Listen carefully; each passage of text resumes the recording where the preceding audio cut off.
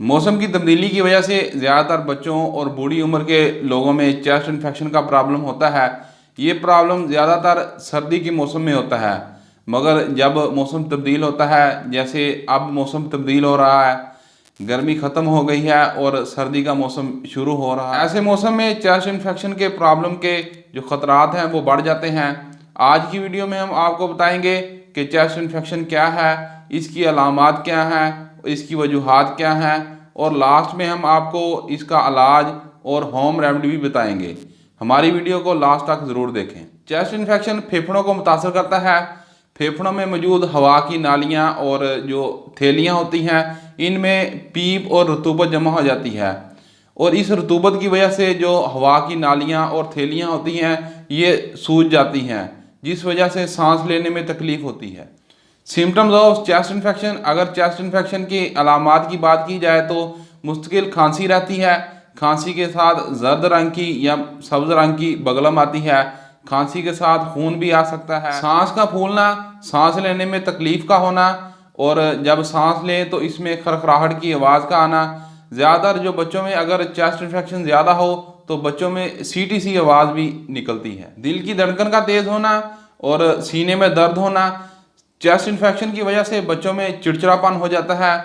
बच्चों में chest infection की वजह से बुखार हो सकता है, पसीना आ सकता है, और जो बड़े उम्र के लोग हैं इनमें चेस्ट इन्फेक्शन की वजह से ज़्यादातर जोड़ों में दर्द होता है।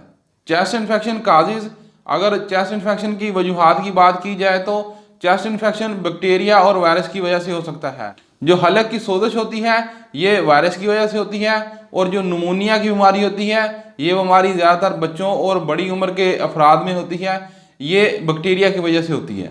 चेस्ट इन्फेक्शन के जो जरासीम है ये एक फ़र्द से दूसरे फ़र्द में मुंतकिल हो सकते हैं।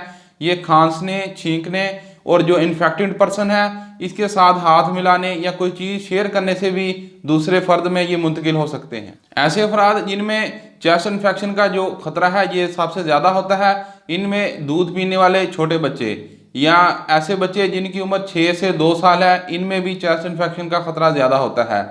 दूध पिलाने वाली माएँ, हामला औरतें और ऐसे बच्चे जो कमज़ोर हैं, ऐसे अफराद जिनका वज़न ज़्यादा है, इनमें भी चेस्ट इन्फेक्शन का ख़तरा ज़्यादा हो सकता है। चेस्ट इन्फेक्शन ज़्यादातर ऐसे अफराद को इन्फेक्टेड करता है जिनका इम्यून सिस्टम कमज़ोर होता है। Chest infection prevention, chest infection ज़्यादा ख़तरनाक नहीं है, ये 2 से 3 हफ्तों में खुद ब खुद ठीक हो जाता है, मगर कुछ केसेस में ये देखा गया है कि चेस्ट इन्फेक्शन से बहुत से लोगों की मौत हुई है। अगर आप चेस्ट इन्फेक्शन से इन्फेक्टेड हैं तो रेस्ट करें, नीम गर्म पानी पिएं, और मतवातर खांसी आने की वजह से गले में सोजिश हो जाती है तो नीम गर्म पानी में शहद डालकर पिएं। अगर आप सिगरेट नोशी करते हैं तो सिगरेट नोशी बंद कर दें। ठंडा पानी, खट्टी चीज़ें और तली चीज़ों से परहेज़ करें। अगर रात को सोते वक्त सांस लेने में दुश्वारी हो तो 2 या 3 तकिए रख के सर को ऊंचा करें। इससे आपका जो सांस है वो ठीक तरह से निकलेगा और आपको सांस लेने में दुश्वारी नहीं होगी।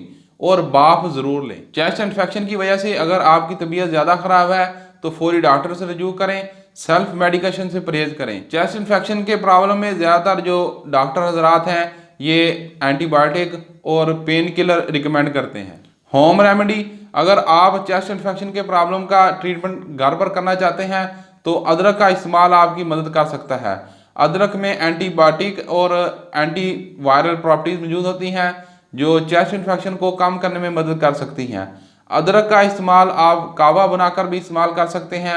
अदरक को खुश्क करके पाउडर बनाकर भी इस्तेमाल कर सकते हैं, और अदरक को खाने में भी कच्चा भी इस्तेमाल कर सकते हैं। उम्मीद है कि हमारी वीडियो आपको अच्छी लगी होगी।